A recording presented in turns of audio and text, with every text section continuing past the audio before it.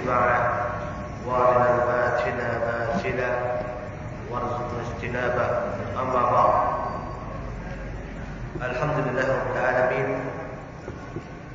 yang telah memberikan kesempatan kepada kita untuk bertemu kembali, untuk saling bersilaturahmi. Itu yang pertama. Yang kedua, untuk saling menasihati satu sama lain. Alhamdulillah atas segala nikmat yang telah Allah berikan kepada kita. Di antaranya adalah termasuk juga nikmat Allah telah memberikan kepada kita semua hidayah. Hidayah datang ke sebuah majelis ilmu. Karena datangnya kalian ke tempat ini adalah sebuah kenikmatan dari Allah Subhanahu wa taala.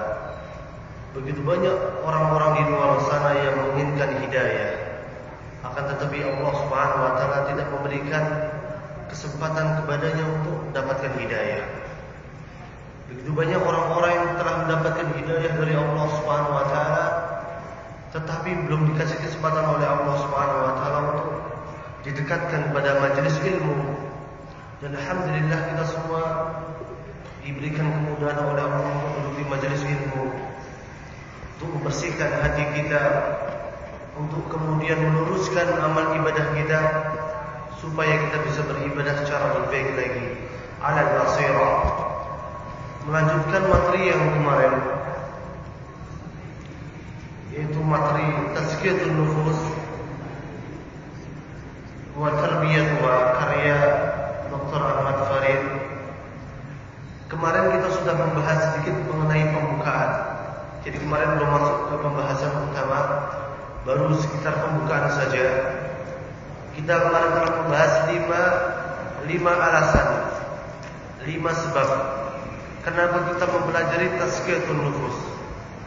5 sebab kenapa kita mempelajari sarana-sarana pensucian jiwa. Karena 5 sebab kenapa kita mempelajari pembahasan akhlak. Kemarin sudah kita sebutkan 5 sebab ini, dengan harapan kita semakin semangat untuk belajar. Kita semangat untuk semakin tergugah hati kita untuk mendengarkan dengan baik dan mengamalkannya. Insyaallah hari ini adalah kita akan mulai masuk ke pembahasan kita, yaitu dengan pembahasan kitab Tazkiyatun Nufus wa Tarbiyatuha kama yuqarriruhu ulama'us salaf. Itu Tazkiyatun Nufus, pensucian jiwa. Kalau anak kemarin lihat di mana pamflet, pensucian dengan penyucian itu beda. Kalau penyucian jiwanya itu dicuci pakai rinso, pakai ya enggak? Penyucian dengan pensucian beda ya, Pak. Pensucian bukan penyucian. Pensucian jiwa, wa tarbiyatuha, dan bagaimana cara kita untuk mendidik jiwa kita, mendidik nafsu kita supaya tunduk pada syariat Allah Subhanahu wa taala. Kama yuqarriruhu ulama'us salaf, sebagaimana yang telah ditetapkan oleh para ulama.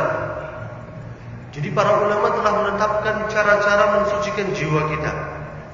Ada banyak cara, tetapi telah kita singgung dalam pertemuan sebelumnya, sangat sedikit ulama dari kalangan ahlu sunnah yang berbicara mengenai tazkiyatun nufus. Yang justru banyak adalah ulama-ulama yang secara umum pemikiran mereka menyimpang.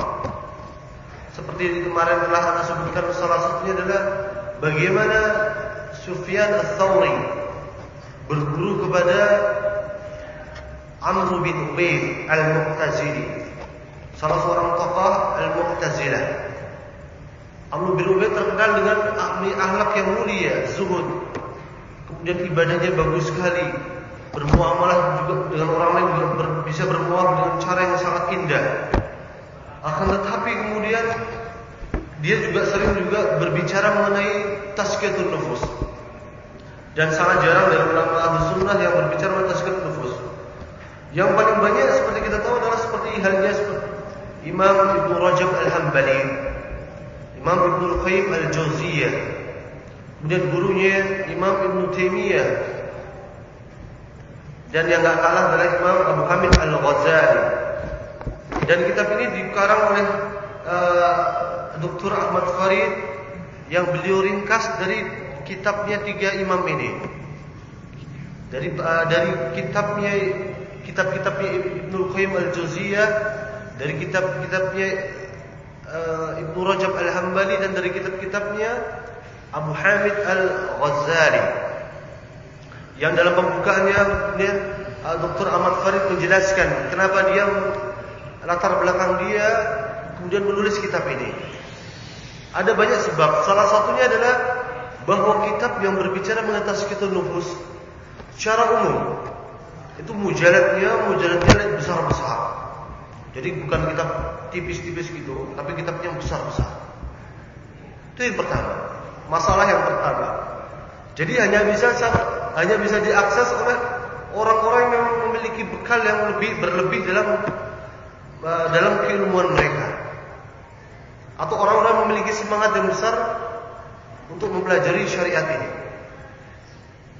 Sehingga beliau rahimahullah taala, hafizahullah taala, menilai diperlukannya kitab Tazkiyatun Nufus yang berbicara secara umum, yang kemudian besarnya dia terlalu besar. Jadilah kitab ini yang kita pegang. Yang kedua, sebab kedua adalah karena pada umumnya kitab yang berbicara masalah Tazkiyatun Nufus dipenuhi dengan hadis-hadis yang dhaif dan hadis-hadis maudhu. Dipenuhi dengan hadis palsu dan hadis-hadis yang lemah.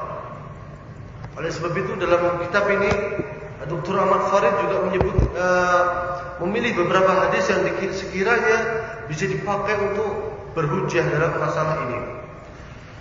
Dan itulah sebab-sebab dari sekian banyak sebab yang beliau sebutkan mengenai kitab ini.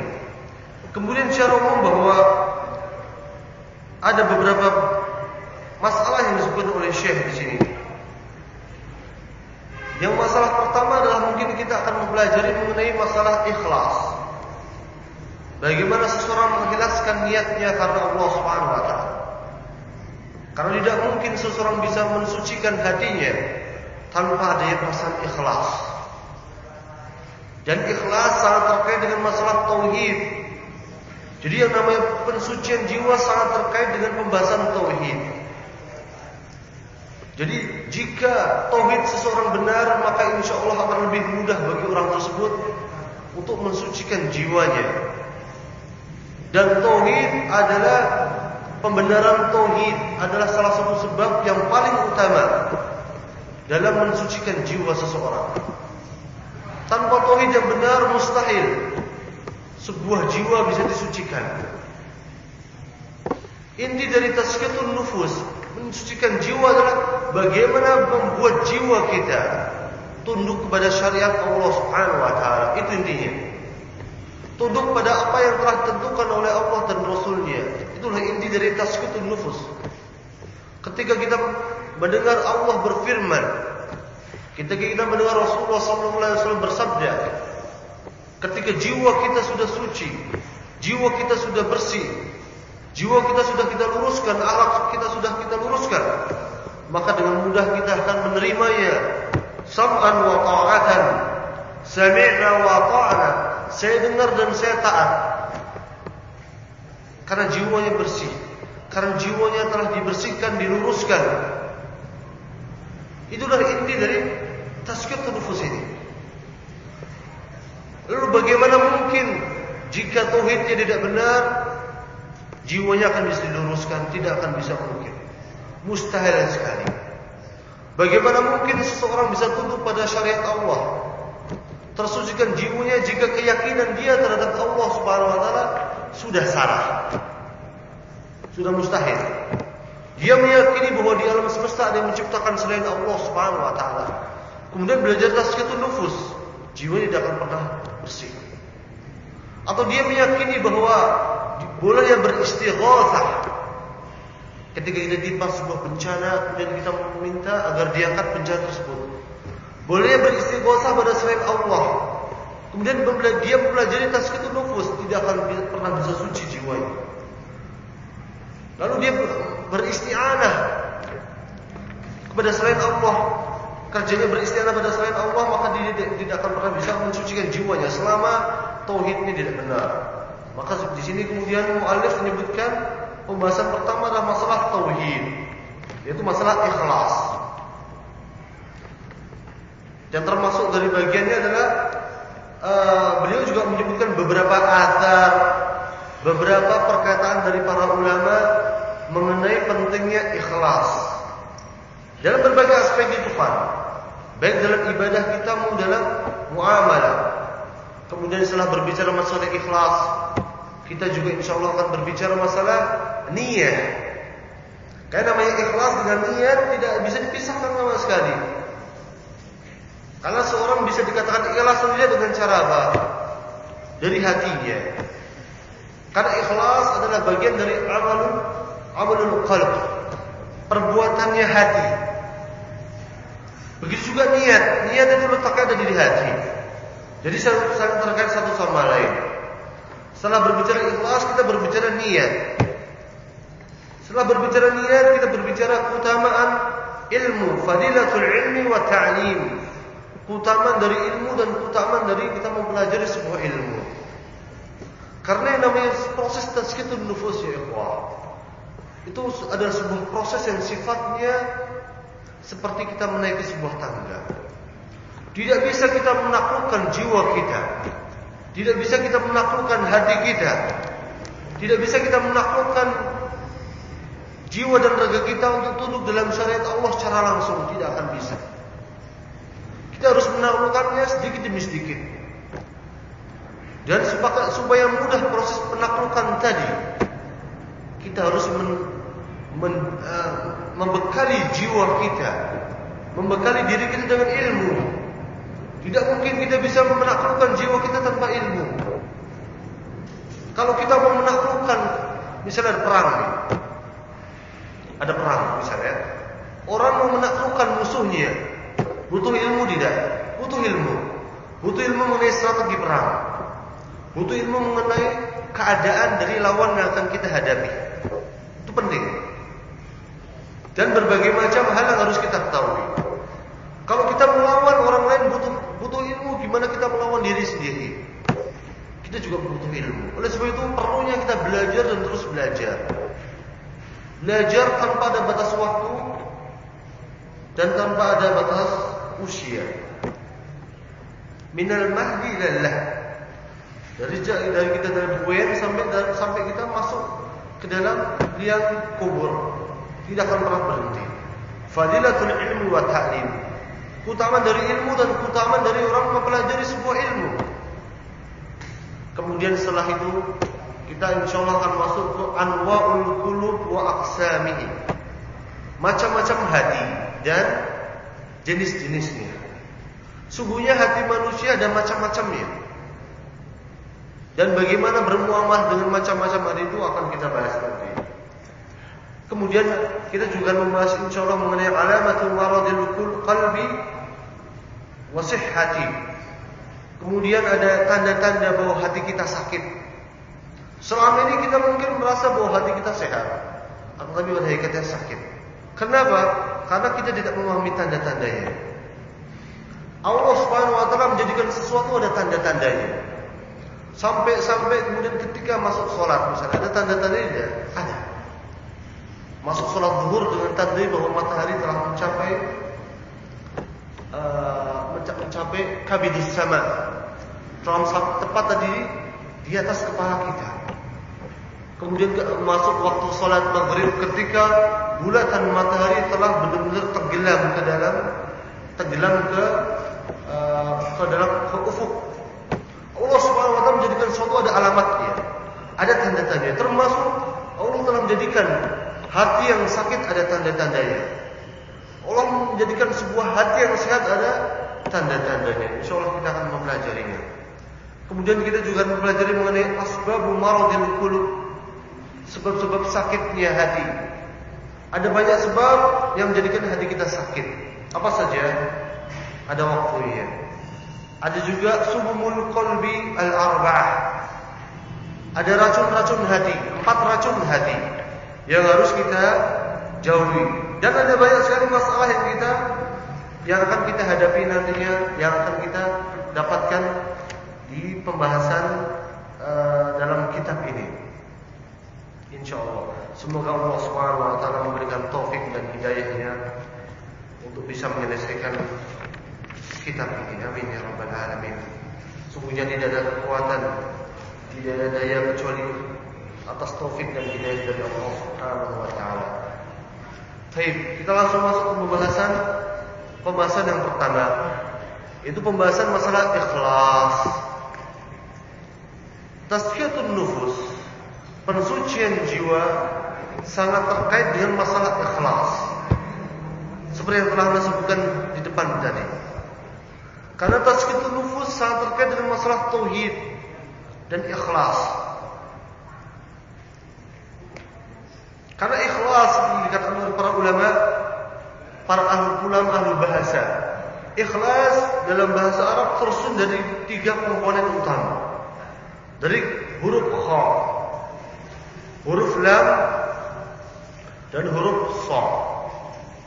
Maknanya apa? Jika 3 huruf ini terkumpul dalam sebuah kalimat, maknanya tidak akan lepas, akan pernah jauh dari tanqiyatus syai' wa tadhibihi. Tanqiyatus syai', mencucikan sesuatu, wa tadhibihi, dan kemudian meringkas sesuatu. Jadi ini ikhlas, mencucikan sesuatu apa saja. Pada jika fa, lam, dan sad bertemu adalah artinya adalah mensucikan, memurnikan, menjadikan sesuatu menjadi murni. Itu disebut ikhlas. Karena bahasa Arab adalah bahasa yang luar biasa. Jadi setiap kata pasti ada penyusun utama. Dan penyusun utama, huruf penyusun utama. Biasanya 3 huruf penyusun utama. Jika dia bertemu huruf tersebut atau 2 atau 3 huruf tersebut, maka akan maknanya nggak akan jauh dari makna aslinya. Seperti contohnya selain makna khalasa tadi, contoh kalimat jim dan nun misalnya jika bertemu. Jim dan nun jika bertemu menunjukkan makna al-khafa was-sitr, sesuatu yang tersembunyi yang tidak nampak. Oleh sebut disebut jin. Artinya apa? Sesuatu yang tidak nampak, makhluk tidak nampak. Begitu juga janin. Janin adalah bahasa Arab yang kemudian diadopsi dalam bahasa Indonesia. Janin tersusun dari kalimat utama jin dan nun. Kenapa disebut janin? Janin itu apa sih? Janin itu apa? Kok jadi bingung kan?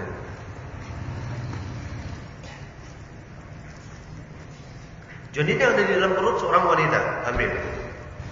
Kenapa disebut janin dalam bahasa Arab? Karena tak nampak. Begitu juga al-junun, orang yang gila. Kenapa disebut junun? Karena akalnya tertutup, nggak nampak. Itulah kehebatan bahasa Arab.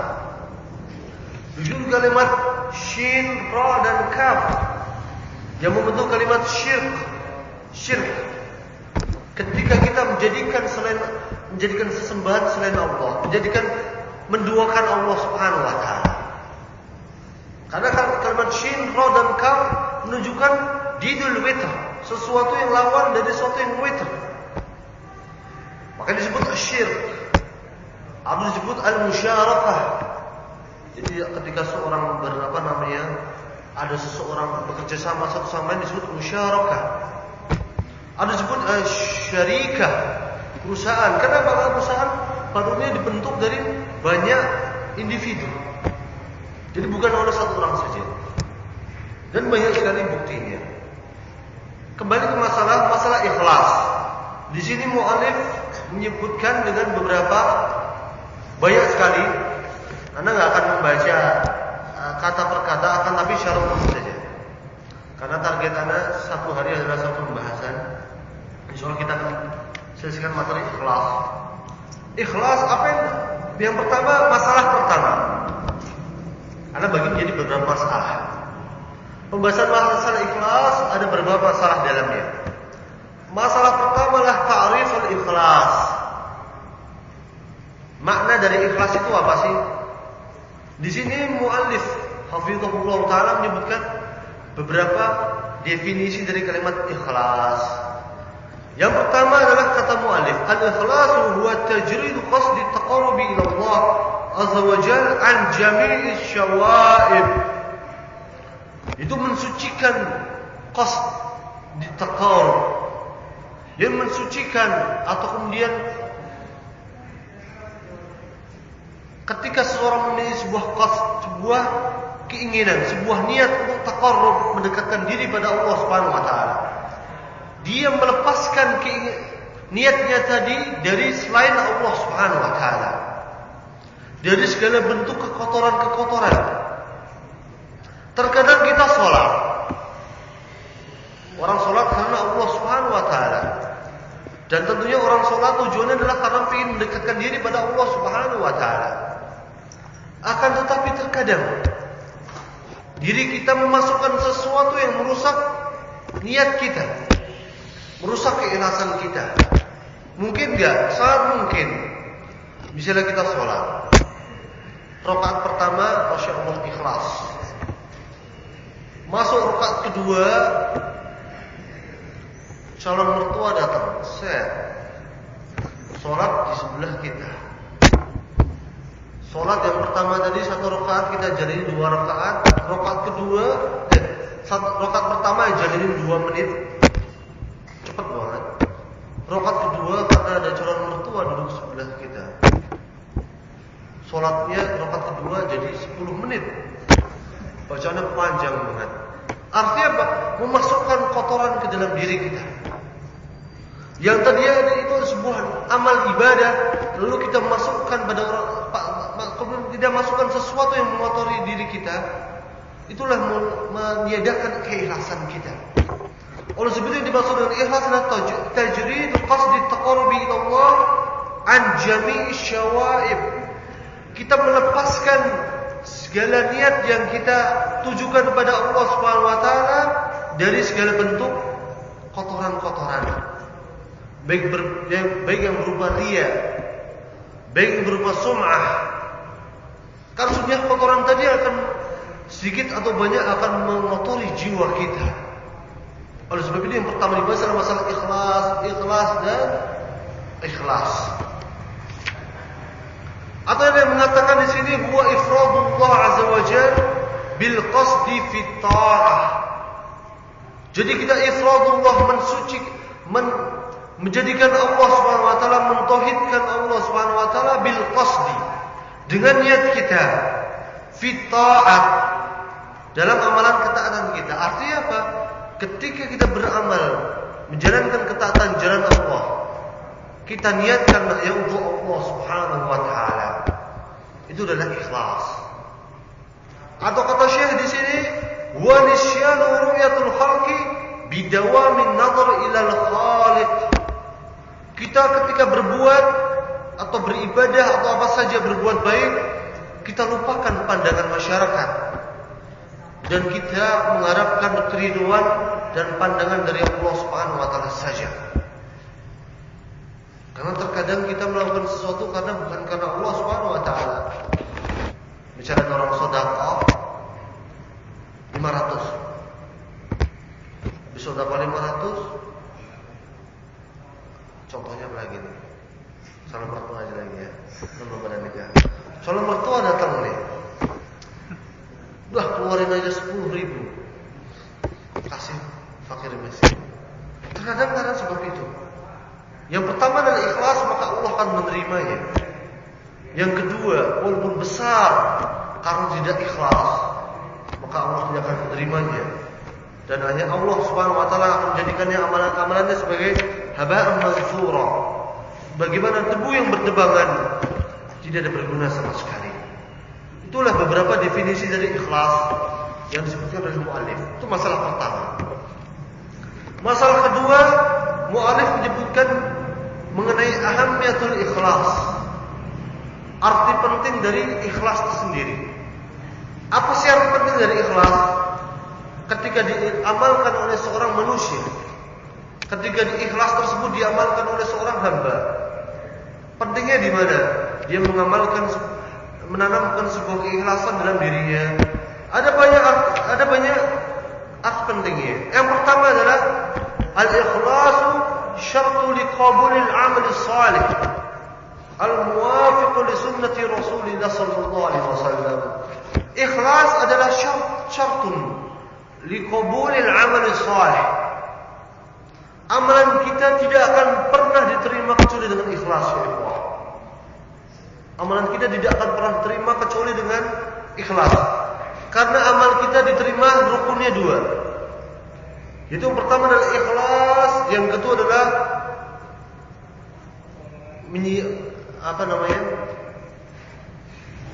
muwafaqah li sunnati Rasulillah sallallahu alaihi wasallam. Jadi sesuai dengan apa yang telah digariskan, ditentukan oleh Rasulullah sallallahu alaihi wasallam. Jika seorang beramal ikhlas karena Allah akan tetapi tidak sesuai dengan tuntunan Allah dan Rasulnya, maka amalan tidak akan pernah diterima. Jika sebaliknya ada seseorang beramal kemudian sesuai dengan tuntunan Rasulullah akan tapi tidak ikhlas, maka tidak akan pernah diterima. Contohnya apa? Ada orang misalnya berhaji, musim haji, ada contoh kan berhaji. Orang berhaji, Anda yakin yang berhaji macam-macam niatnya, ya enggak?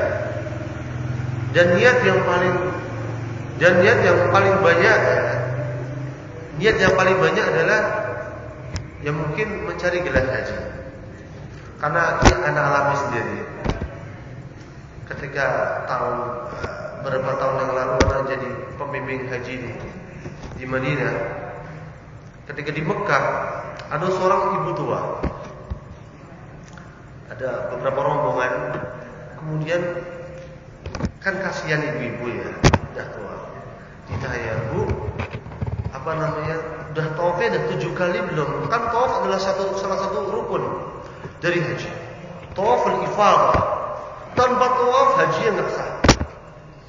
Maka kita banyak mengingatkan tawaf 7 kali, nggak boleh kurang. Tawafnya udah 7 kali belum? Jawabnya kita aja, udah baru 1. Loh, kok nggak didesain 7? Udah, yang penting tawaf aja. Kok saya pulang ke Indonesia, saya dipanggil Bu Haji. Itu luar biasa.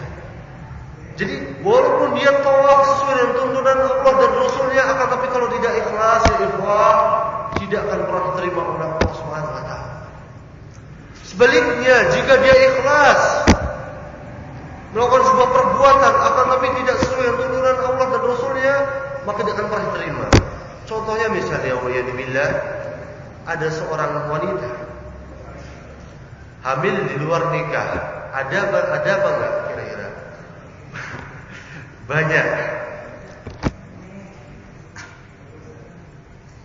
Hamil di luar nikah. Biasanya kalau hamil di luar nikah panik enggak? Panik orang tuanya. Panik orang tuanya.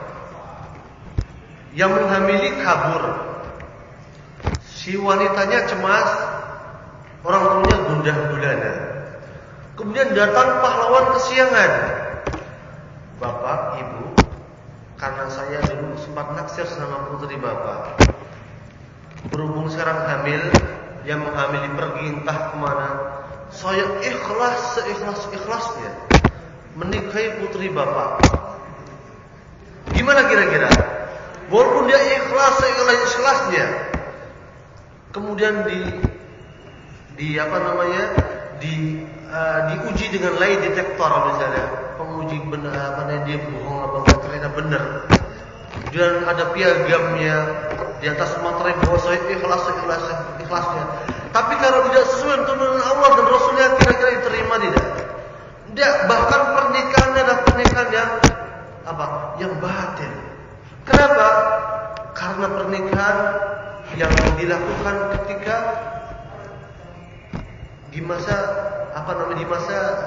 ketika seseorang dalam masa hamil. Ketika seorang hamil, maka tidak boleh dilakukan akad nikah. Atau ketika seorang dalam masa iddah, tidak boleh adanya akad nikah. Dan nikahnya adalah batil. Artinya apa? Dia berzina seumur hidupnya.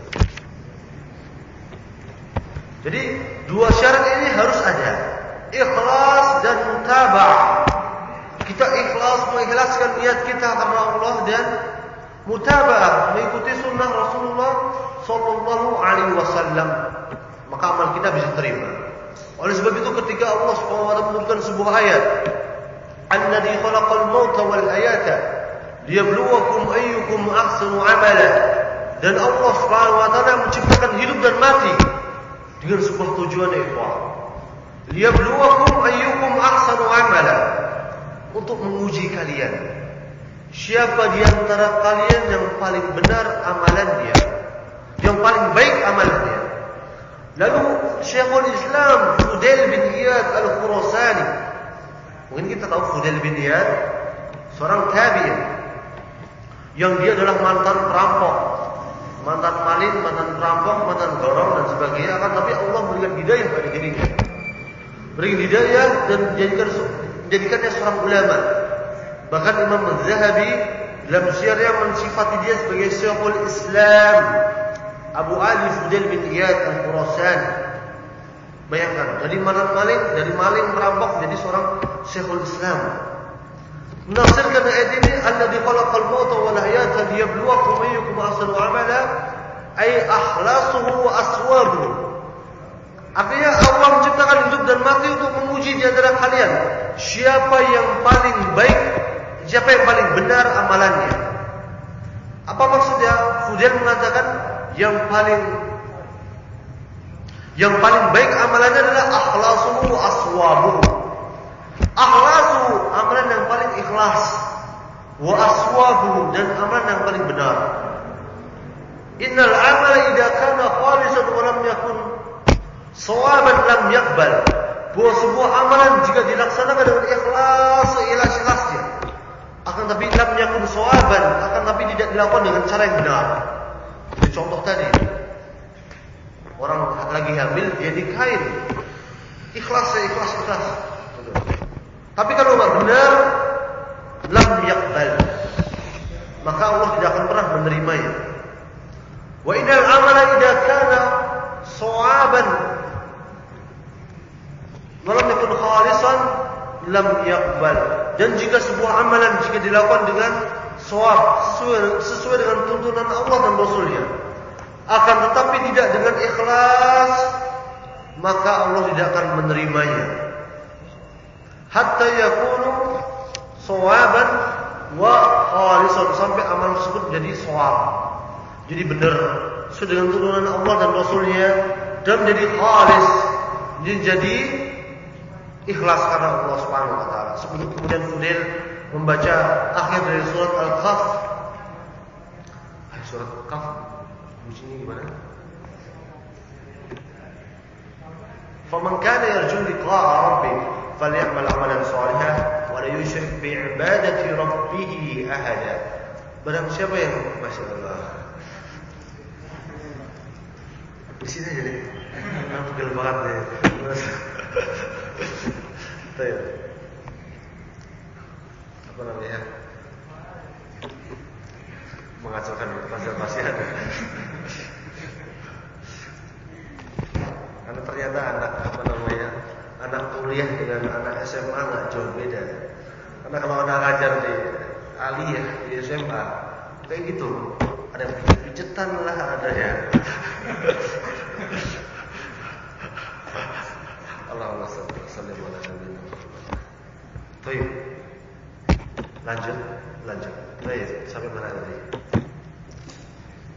Faman kana yarju liqa'a rabbih falyamal 'amalan shalihan wa la yusyrik bi'ibadati rabbih ahada.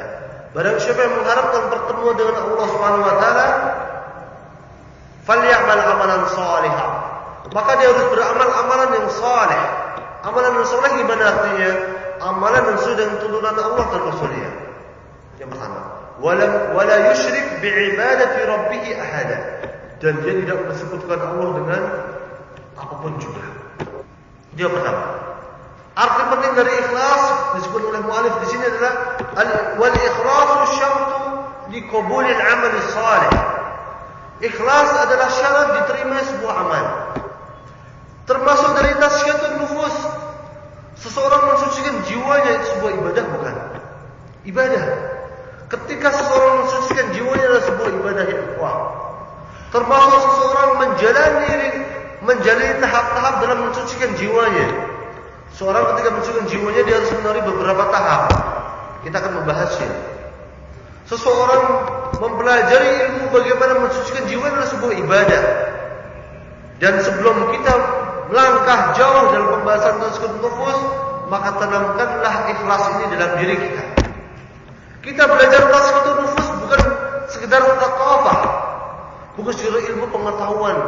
Bahwa saya tahu bahwa hati itu ada 3 macam. Saya tahu bahwa yang namanya hati harus disucikan. Saya tahu yang namanya hati, cara mensucikannya gini dan gini. Tazkiyatun nufus bukan thaqafah, bukan ilmu pengetahuan. Tapi tazkiyatun nufus adalah sebuah ibadah yang harus kita terapkan, yang harus kita praktekkan, yang harus kita aplikasikan dalam kehidupan kita.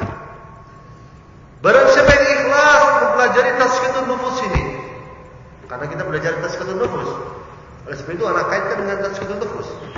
Barang siapa yang ikhlas mempelajari tazkiyatun nufus ini, maka kalian juga harus berpikir bagaimana menerapkan ilmu yang kalian peroleh tersebut supaya ilmu ini tidak menjadi hujah bagi diri kalian nanti.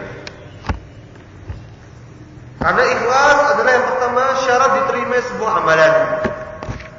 Di sini kemudian muallif menyebutkan firman Allah Subhanahu wa taala, "Wa ma umiru illa liya'budullaha mukhlishina lahu-d-din hunafa." Dan tidaklah diperintahkan kecuali untuk beribadah pada Allah Subhanahu wa taala mukhlishina lahu-d-din, mengikhlaskan agama ini hanya pada Allah Subhanahu wa taala. Itu yang pertama.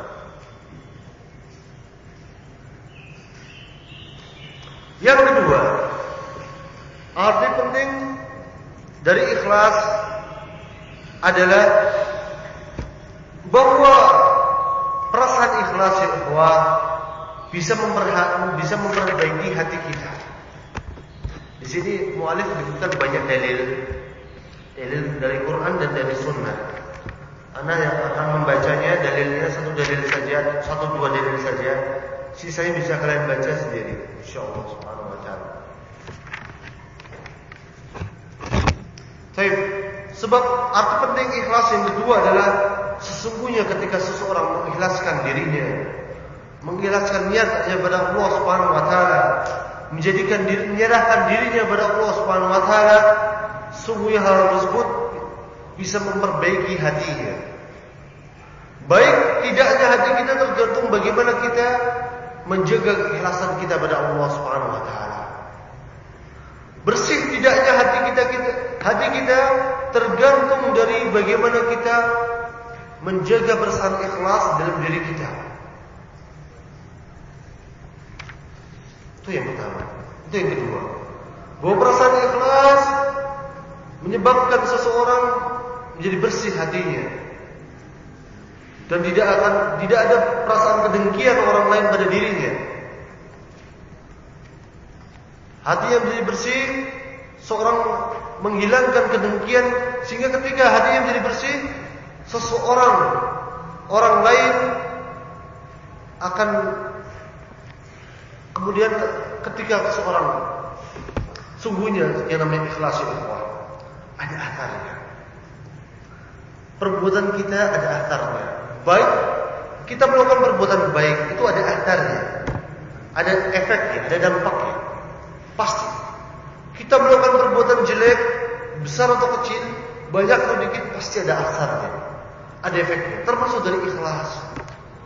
Ketika kita berbuat ikhlas karena Allah Subhanahu wa taala, itu ada akarnya, ada efeknya. Allah Subhanahu wa taala akan mengilhamkan pada makhluk-makhluknya untuk berbuat baik pada orang-orang berbuat ikhlas.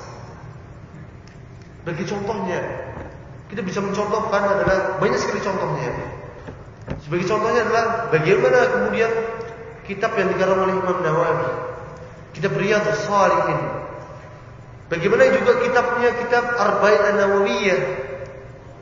Bagaimana kitab Al-Muwatta yang dikarang oleh Imam Malik rahimahullah taala.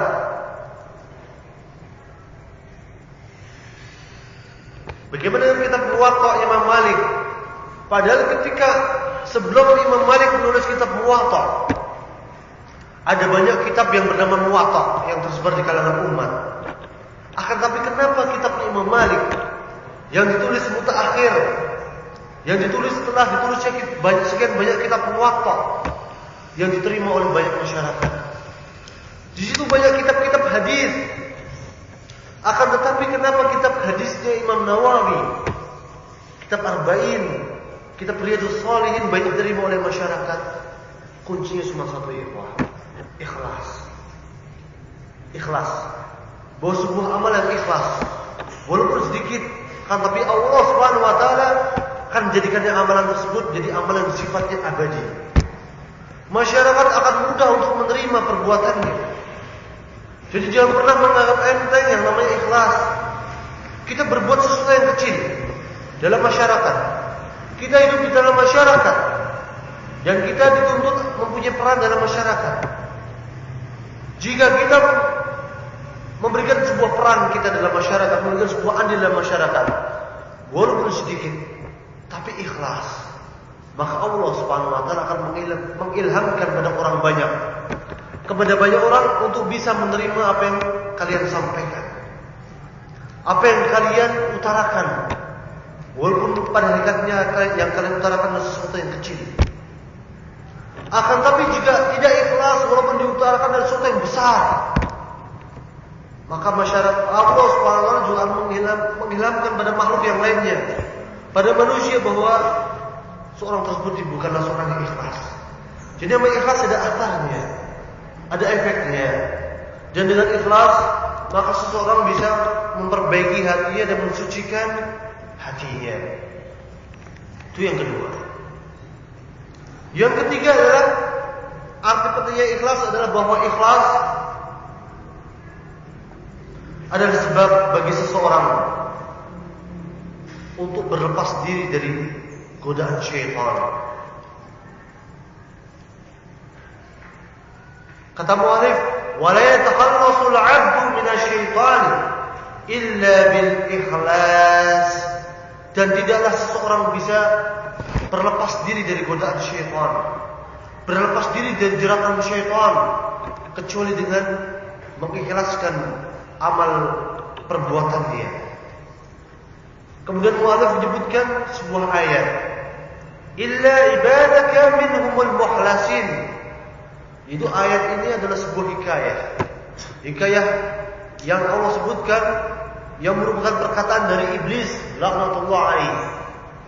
Ketika iblis diusir oleh Allah Subhanahu wa taala dari surga, maka iblis meminta pada Allah Subhanahu wa taala untuk ditangguhkan waktunya, dipanjangkan umurnya sampai hari kiamat nanti, dengan tujuan supaya bisa menggoda anak manusia, supaya bisa menggoda Bani Adam.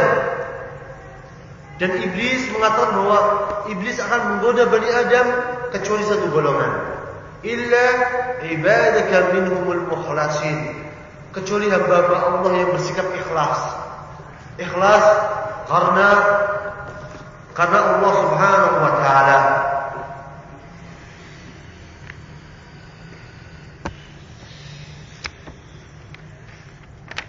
Dan kemudian mu'alif juga menyebutkan sebuah perkataan, man salima lahu min umurihi lahdatun wahidatun khalisatun liwajhillah najah.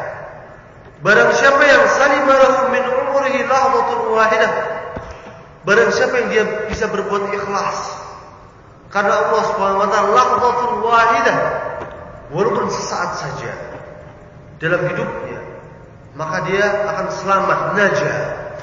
Itu menunjukkan bahwa ikhlas adalah sesuatu yang sangat sulit, ya ikhwah. Oleh sebab itu kita harus bermujahadah, harus bersungguh-sungguh menanamkan perasaan ikhlas dalam diri kita, bersungguh-sungguh menuntut ilmu agar selalu kita bisa mengikhlaskan amal ibadah kita hanya pada Allah Subhanahu wa taala. Itu masalah yang kedua, ahamiyatul ikhlas. Bagaimana seseorang mengikhlaskan amal ibadah karena Allah Subhanahu wa taala. Yang kedua adalah ilajul ikhlas atau resep dari ikhlas.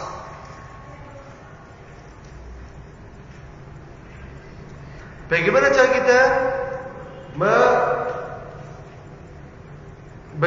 kita mengikhlaskan diri kita pada Allah Subhanahu wa taala? Ada resep-resepnya. Resep yang pertama disebut oleh muallif adalah kasru khututin nafs. Kita memecahkan, kita menghilangkan kesenangan dalam jiwa kita, menghilangkan kesenangan dalam hawa nafsu kita. Karena pada hakikatnya hawa nafsu kita menyukai sesuatu yang nikmat. Sampai Allah Subhanahu wa taala, sampai Rasulullah sallallahu alaihi wasallam mengatakan, "Hufatin nar bil makarih." Afwan. Hufatin nar bil Hufatul jannati bil makarih. Sungguhnya surga dikelilingi dengan sesuatu yang dibenci oleh jiwa kita. Wa hufatin nar bi apa ya, Pak? Syahwat. Hufatil jannati bil makarih wa hufatil jannati bi syahwat. Sesungguhnya surga ya Allah dikelilingi dengan sesuatu yang dibenci oleh jiwa kita. Berbeda dengan neraka. Neraka dikelilingi dan dihiasi dengan sesuatu yang disukai oleh jiwa kita. Oleh sebab itu resep yang pertama agar kita bisa ikhlas adalah kita memecahkan kesenangan kita, menghilangkan kesenangan kita kepada sesuatu yang disukai oleh jiwa kita. Contohnya apa? Jiwa kita menyukai untuk disanjung dan dipuji oleh orang lain. Ya tidak? Jiwa kita menyukai agar amalan-amalan kita dilihat orang-orang lain. Mau nggak mau harus diakui. Jiwa kita suka untuk agar diri kita merasa lebih dari orang lain. Dan itulah tabiatun nafs, kecenderungan jiwa. Dan resep yang paling penting agar kita bisa ikhlas adalah kita harus membuang jauh-jauh kesenangan jiwa kita. Orang ikhlas itu pahit. Orang ikhlas itu susah. Kalau orang sedekah ikhlas kira-kira ada yang puji enggak kira-kira? Enggak. Orang sedekah ikhlas sembunyi sedekahnya. Dan ketika ada orang yang memuji kita, kira-kira sebagian dari kita merasa doyek tidak? Mungkin terasa doyek. Tapi berbeda jika seseorang nyumbang misalnya karena dilihat orang lain, misalnya Bapak Fulan menyumbang sekian juta untuk masjid ini dan itu. Kira-kira jiwa ini merasa senang enggak? Senang. Oleh sebab itu resep dari ikhlas yang pertama adalah membuang jauh-jauh sesuatu yang disukai oleh jiwa kita. Itu yang pertama. Yang kedua adalah waqa'u tamai 'anid dunya. Dan kita membuang jauh-jauh ketamakan terhadap dunia. Ketamakan terhadap dunia. Banyak mungkin saudara-saudara kita, banyak mungkin kemudian umat manusia di negeri sana atau negeri antah beratah sana atau negeri Pringgondani dan sebagainya. Ya misalnya, kalau contohkan seperti haji dari naik haji. Kenapa naik haji? Mungkin karena setelah musim haji ada pilkada. Ada setelah musim haji ada pemilihan anggota DPRD. Dan rasanya kurang seret kalau jadi calon gubernur, calon bupati, calon anggota DPR gak ada gelar hajinya. Oleh sebab itu saya haji dulu. Kenapa pada hakikatnya dia haji kemudian dengan tidak mengikhlaskan niatnya? Karena ada ketamakan dalam dunia. Jadi buang jauhlah ketamakan terhadap dunia. Maka dengan itu kita akan mudah untuk mendapatkan keikhlasan dalam jiwa kita.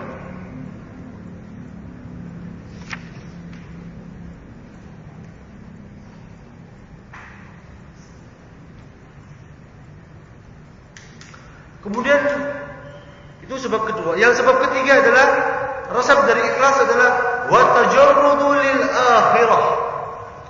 Dan seseorang menjadikan amalannya itu hanya untuk akhirat saja. Betul bahwa kita hidup di dunia ya ikhwah, betul. Wabtaghi fima ataqallahu darul akhirah wa la tansa nasibaka minad dunya. Betul bahwa Allah berfirman wabtaghi fima ataqallahu darul akhirah. Dan raihlah apa yang kau inginkan dari kehidupan akhiratmu. Akan tetapi wala tansa nasibaka minad dunya. Akan tetapi jangan pernah engkau melupakan bagianmu di dunia ini. Kenapa? Karena kita hidup di dunia, bukan di akhirat. Betul. Akan tetapi kita harus menjadikan bahwa sebagian besar atau yang ghalib dari niat kita lah untuk akhirat. Misalnya kalian kuliah, misalnya kalian kuliah bisa dimaknai dengan dua sisi. Sisi akhirat dan sisi dunia, atau sisi dunia dan akhirat secara bersama-sama. Yang pertama sisi dunia saja. Ada orang kuliah ingin mendapatkan dunia saja, mungkin enggak? Mungkin. Saya kuliah di fakultas kedokteran, saya kuliah di fakultas teknik. Supaya apa? Supaya setelah selesai kuliah saya dapat kerja yang enak, bisa beli ini, itu dan ini misalnya. Itu kan untuk mendapatkan dunia, ada. Tetapi kita bisa memaknai dengan sebuah pemaknaan yang lebih luas. Saya kuliah misalnya di fakultas kedokteran. Supaya apa? Supaya ketika saya lulus nanti saya jadi dokter, bukan saja dunia saya dapatkan, akan tetapi dengan ilmu yang saya dapatkan, saya bisa berdakwah di jalan Allah lewat jalan pengobatan. Misalnya, karena kaum Nasrani di luar sana menjadikan wasilah pengobatan atau jalan pengobatan sebagai jalan dakwah mereka. Oleh sebab itu saya menginginkan ketika lulus nanti saya ingin berdakwah lewat jalan ini, mengobati fakir miskin, mengobati orang-orang yang membutuhkan, dan sekalian berdakwah pada mereka. Berdakwah dengan gratis misalnya memberikan pengobatan gratis, sekalian berdakwah pada mereka. Itu bisa dimaknai dunia dan di akhirat. Dan itulah salah satu kunci untuk mendapatkan sebuah keikhlasan. Jadi tidak semerta-merta amalan kita untuk dunia saja, akan tapi kita gandengkan dengan niat untuk mendapatkan kehidupan akhirat. Dan itulah 3 resep yang disebut oleh muallif untuk mendapatkan sebuah keikhlasan. Kemudian masalah yang terakhir yang akan kita bahas adalah sebab-sebab dampak bagi orang-orang yang tidak memperhatikan masalah ini, masalah ikhlas. Banyak di antara kita yang sibuk dengan rutinitas keseharian sehingga tidak sempat berkaca pada keadaan hati kita. Banyak di antara kita yang sibuk dengan rutinitas hari-hari kita sehingga tidak sempat kemudian untuk melihat keadaan jiwa kita, bercermin atas apa yang ada dalam jiwa kita. Artinya apa? Ada penyakit ghaflah. Kita lalai terhadap diri kita. Kita lalai terhadap jiwa kita. Sehingga ternyata amal perbuatan kita telah jauh dengan apa yang dikatakan dengan kalimat ikhlas. Perbuatan kita telah campur dengan kesyirikan, dengan riya, dengan sum'ah dan sebagainya. Dan Allah Subhanahu wa taala memperingatkan hal tersebut ketika Allah Subhanahu wa taala bersabda dalam firman-Nya, "Wa badalahum minallahi ma lam yakunu yahtasibun, wa badalahum sayyi'atu ma kasabu." Kata Allah, "Wa badalahum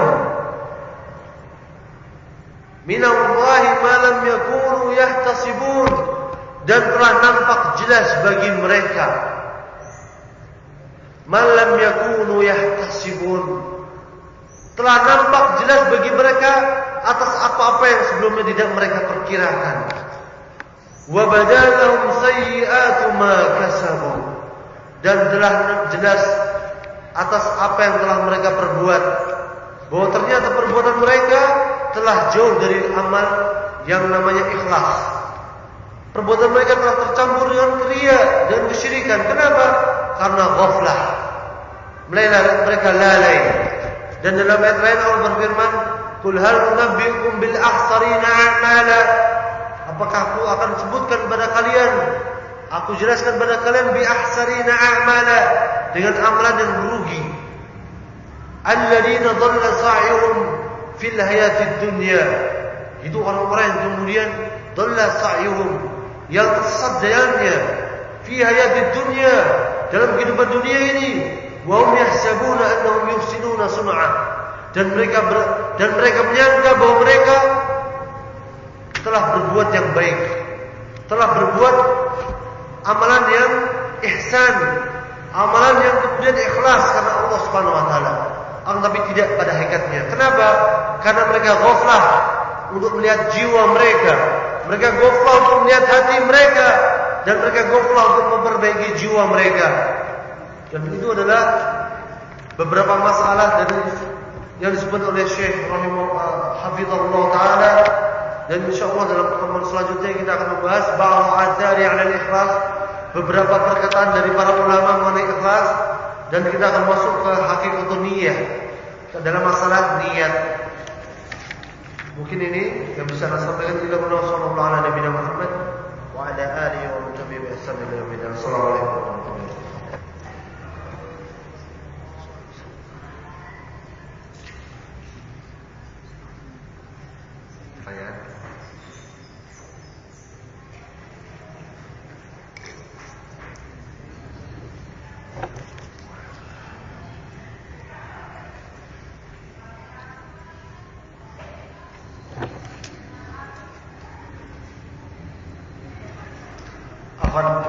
Dalam pertemuan sebelumnya ada sebuah pertanyaan yang bercabang. Anda ingat? Pertanyaan ada tiga poin. Akan pada kita 4 pertanyaan. Qadarullah kertasnya ketinggalan di buku yang satu lagi. Anda baru ingat ketika di ini. Ya kemarin ada pertanyaan janjiana. Allah Ustaz. Insyaallah kita akan bahas dalam pertemuan sebelumnya. Setelah kita mengupayakan dengan maksimal untuk ikhlas dalam amalan yang kita kerjakan, kemudian datang pujian-pujian dari kalangan manusia, apa yang seharusnya kita lakukan? Kita ikhlas. Katanya penanya ini, kita ikhlas nih. Akan tapi setelah kita beramal, kita dipuji, maka sungguhnya hal tersebut tidak ada efeknya sama sekali. Jangan pernah takut, tidak ada efeknya. Jadi sesungguhnya sebuah riya, ya ikhwah, yang masuk ke dalam sebuah amalan, yang merusak keikhlasan sebuah amalan, ada 3 macam. Yang pertama, riya yang masuk sebelum kita beramal. Yang kedua, riya yang masuk di tengah-tengah ketika kita sedang beramal. Yang ketiga, riya yang masuk setelah ba'dal amal, setelah selesai dari amalan. Dan hukumnya berbeda. Yang pertama adalah riya sebelum berlangsungnya sebuah amalan. Misalnya kita mau sholat, kita habis wudhu di sana, mau masuk masjid, mau sholat, lalu kemudian ketika kita mau sholat, kita tahu bahwa sebelah kita ada calon mertua kita. Kira-kira calon mertua yang paling pas buat kalian ya. Atau dosen pembimbing kita, supaya dikasih itu aja ya. Gak enak sama yang udah punya mertua, dikira mau punya mertua lagi. Dosen pembimbing kita mau sholat, ada dosen pembimbing kita. Udah, pokoknya mumpung ada dosen pembimbing anak mau sholat tak lama-lamain. Supaya apa? Supaya ini anak ternyata anak yang soleh. Kira-kira gimana sholatnya? Ketika riya tadi masuk sebelum kita beramal, dan kita sudah meniatkan amalan kita untuk riya, tertolak secara mutlak hukumnya. Yang kedua, yang kedua adalah jika riya masuk di tengah-tengah amalan. Contohnya seperti yang Anda contohkan tadi. Ada orang sholat 2 rakaat tahiyatul masjid. Rakaat pertama Masya Allah ikhlas, karena dia sendirian di masjid. Saking ikhlasnya sholatnya cepat banget. Rakaat pertama cuma semenit. Begitu selesai dari sujud, masuk ke rakaat kedua, dia mendapati bahwa dosen pembimbingnya ada di sebelahnya. Dia panjangin sholatnya. Yang tadi rakaat pertama tadi cuma semenit, rakaat kedua dia bikin 5 menit.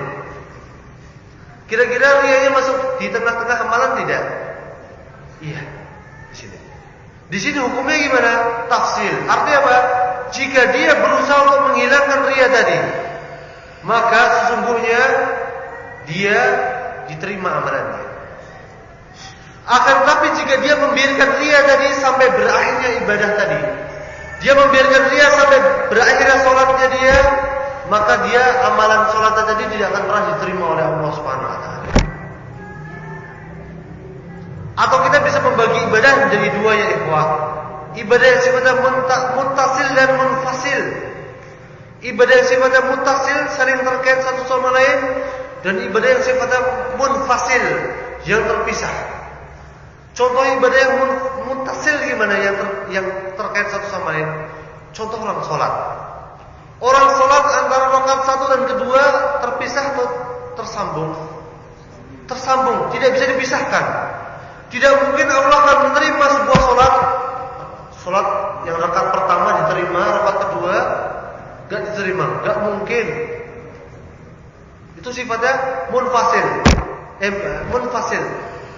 muttasil saling tersambung. Dan jika dia masuk dalam ibadah yang sifatnya muttasil tadi, contohnya sholat jika diterima akan diterima semua, jika diterima tidak diterima semua. Maka hukumnya adalah jika dia berusaha untuk menghilangkan ria tadi, maka ibadah diterima. Tapi jika dia tidak berusaha menghilangkan ria tadi dan membiarkan rianya tadi berkembang, maka ibadahnya tidak akan diterima. Itu yang muttasil. Tapi kalau ibadahnya sifatnya munfasil, contoh munfasil apa contohnya? Contohnya sedekah, zakat. Misalnya gini, ana zakat habis waktu. Nyelesain satu soal. Ada orang sedekah 500 perak. Di masjid ini ada apa namanya? Tadi ada pengemis. Enggak kelihatan? Tadi ada pengemis, misalnya. Kalian nyumbangin 500 perak. Ikhlas karena Allah Subhanahu wa taala. Begitu kalian udah nyumbangin, udah ngasih 500 perak, kemudian tadi seperti yang saya sebutkan contohnya tadi, kemudian dosen kalian datang, pembimbing kalian, langsung kalian keluarkan 10.000. Gimana kira-kira? Ibadah ini sifatnya gimana? Muttasil atau munfasil? Munfasil, terpisah. Artinya apa? Mungkin bagi Allah Subhanahu wa taala menerima sedekah yang pertama, ya tidak? Ikhlas. Dan Allah tidak menerima sedekah yang kedua. Itu jika ria masuk di pertengahan ibadah. Kasus ketiga adalah jika ria datang setelah berakhirnya ibadah. Misalnya ada orang sholat ikhlas karena Allah Subhanahu wa taala. Ketika sholat selesai, assalamualaikum. Kemudian atau misalnya orang sholat menjadi imam, ikhlas menjadi imam. Ketika sholat selesai menjadi imam, kemudian datang orang memuji dia, masya Allah, bacaan kamu bagus banget, misalnya. Lalu dalam dirinya muncul perasaan ujub, perasaan ria. Kira-kira sholat dia tadi diterima tidak? Gak ada efeknya. Gak ada efek, artinya apa? Diterima oleh Allah Subhanahu wa taala. Karena apa? Datangnya ria datang setelah berakhirnya ibadah. Jadi masuknya ria dalam ibadah kita bisa bagi secara umum menjadi 3 jenis tadi. Wallahu taala alam. Dan itu ada pengumuman mungkin bisa disampaikan oleh panitia. Dan insyaallah untuk kajian kita bisa kita lanjutkan dalam pertemuan selanjutnya di hari Selasa depan, insyaallah di tempat yang sama dan di waktu yang sama ba'dal asar. Mungkin untuk pengumuman bisa disampaikan oleh panitia. Innallaha sallallahu ala nabiyina Muhammad wa ala alihi wa man tabi'a bi ihsan ila yaumil din. Assalamualaikum warahmatullahi wabarakatuh.